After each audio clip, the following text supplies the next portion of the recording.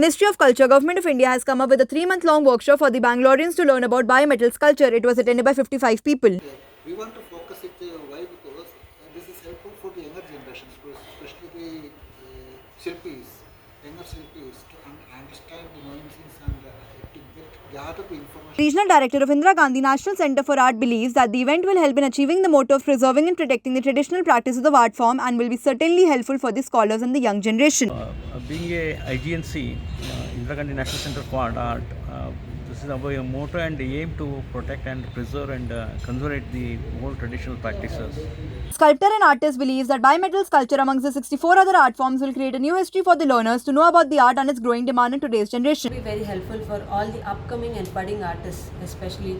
We are into modern methods, modern techniques of doing it, and I think this will be very helpful to learn and meet the artists in person. The bimetal sculpture will enable the students in order to explore the prevalence of different art forms prevalent in today's era by learning about the documentation and methodology of creating one.